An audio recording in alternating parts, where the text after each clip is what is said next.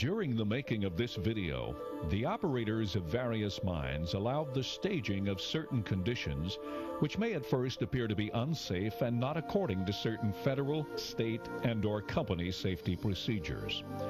These scenes were created strictly to demonstrate the differences between correct and incorrect safety and work procedures in the mining environment. They in no way are a true reflection of the condition or operation of the mine shown in this video production.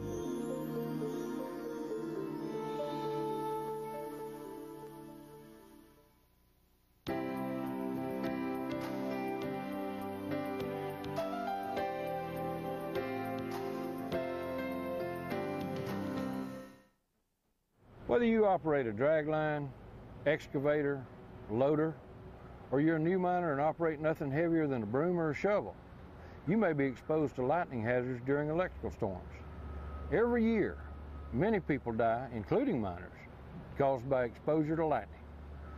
Florida is the lightning capital of the United States, and our miners are repeatedly exposed to lightning hazards. Today, we're going to look at some facts and misunderstandings about lightning. One lightning bolt and its electrical discharge produces heat that is 20,000 degrees Celsius or 3 times the temperature of the surface of the sun. Should you survive a lightning strike, you may experience long-lasting effects such as sleep disturbance, memory deficit, depression, sexual dysfunction, chronic pain, weakness, dizziness, and confusion. Even though you survive a lightning strike, the chemistry of your body could be altered. You could have nerve damage, you could have brain damage. Really long-lasting effects. You could be severely injured or killed from a direct hit from lightning, or you could be injured when lightning hits an object and travels to you.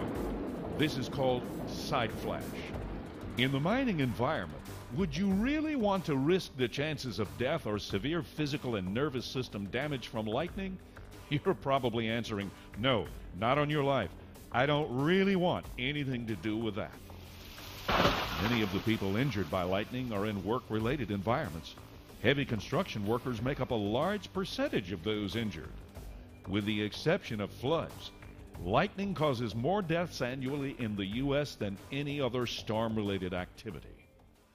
In any mining environment, it's important that everyone understand lightning and stay out of harm's way. A staff person should be appointed to monitor the weather, and when impending thunderstorms approach, evacuation plans should be started for all affected employees. Is there any production schedule or any amount of raw materials worth the injury or death to an employee who felt pressure to meet production quotas rather than seeking personal safety from lightning? Now, this video is not meant to replace your company policy, but rather is a reference guide on avoidance, survival, and first aid treatment in the event of lightning strike.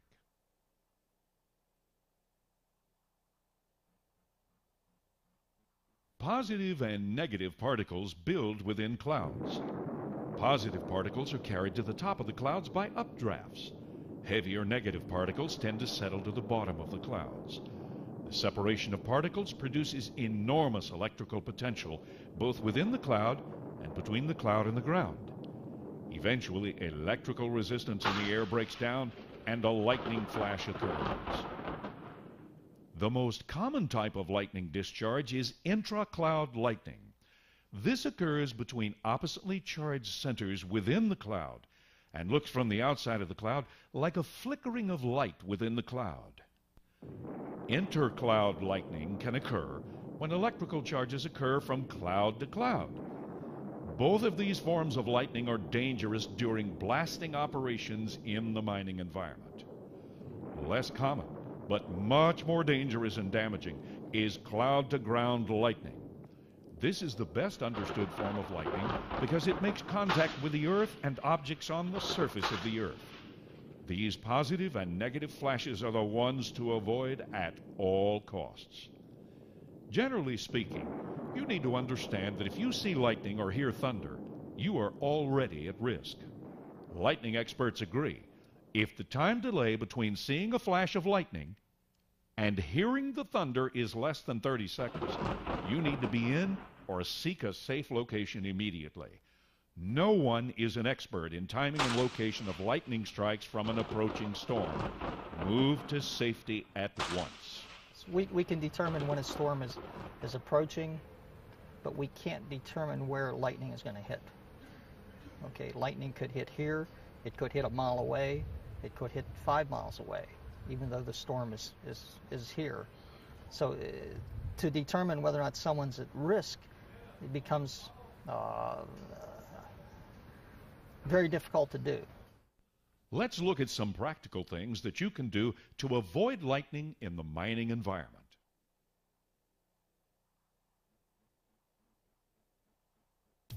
So you see the storm clouds on the horizon. You see lightning. You hear thunder. Where is a safe place in your mind? Well, no place is absolutely safe from the threat of lightning. However, some places are safer than others. The least safe place of all would be out in the open in a high place. The top of a catwalk on a conveyor. The walkway around the upper part of a processing vessel or silo. In an aerial lift as you run equipment or machinery. If you see lightning and hear thunder within less than 30 seconds of each other, then move to safety now.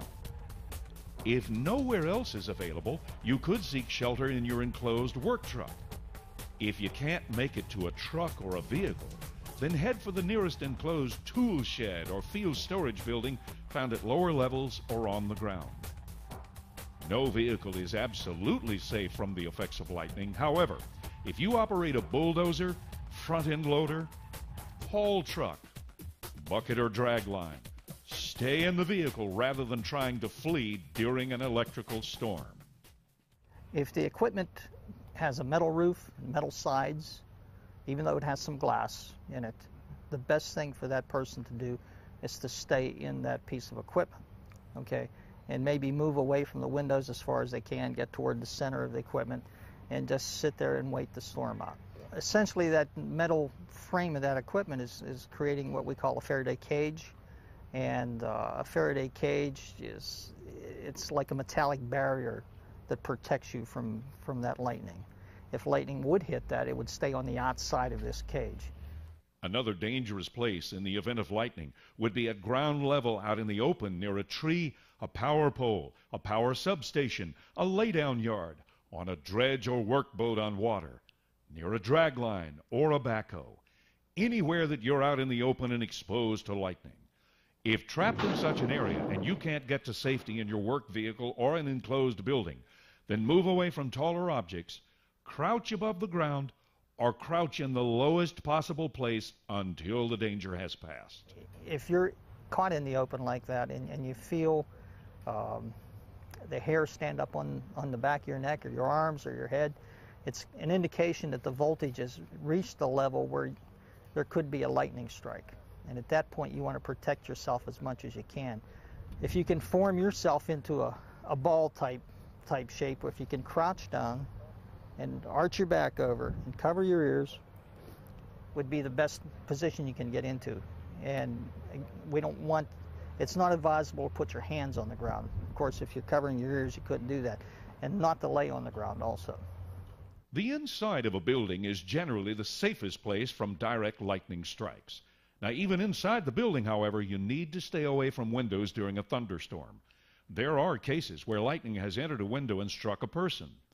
You don't want to be typing on a computer keyboard, using a copying machine, a telephone, or standing too near a television, radio, or electrical outlet. With a lightning strike of a nearby power line or phone line, surges could come through any of these appliances and injure you. Foremen and supervisors should identify safe and non-safe areas for their mining workers. Management should have clear and precise evacuation plans for all employees threatened by impending thunderstorms and lightning. It is a good idea to wait at least 30 minutes after the passing of a thunderstorm before giving the all clear.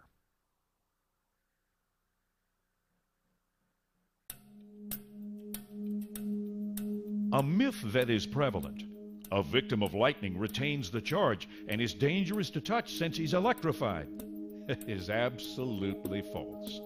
The myth may be as dangerous as lightning itself. if it unnecessarily delays efforts to resuscitate the victim and the victim dies. First aid recommendations when someone suffers from a lightning strike would require that someone call 911 or other emergency numbers and request professional medical care immediately. Rescue of the victim is next. Now, if the victim is in a high-risk area, the top of a conveyor belt, catwalk for a vessel or silo, or the top of an aerial lift during an active thunderstorm, a decision must be made if it is even safe to attempt the rescue. Rescue workers must minimize their exposure to active lightning. Once the decision has been made to move the victim to a safer location, then place a blanket, tarp, or article of clothing on the ground, place the victim on it, and begin patient assessment along with your ABCs at once. As you can see from our training session today, avoiding unnecessary exposure to lightning threat prior to, during, and after thunderstorm activity is your #1 method for safety in the mining environment when it comes to lightning. All individuals must ultimately take responsibility for their own safety when threatened by lightning. Lightning is an act of God. It's both unpredictable and unforgiving. What we've discussed with you today are some basic recommendations to avoid injury or death from lightning.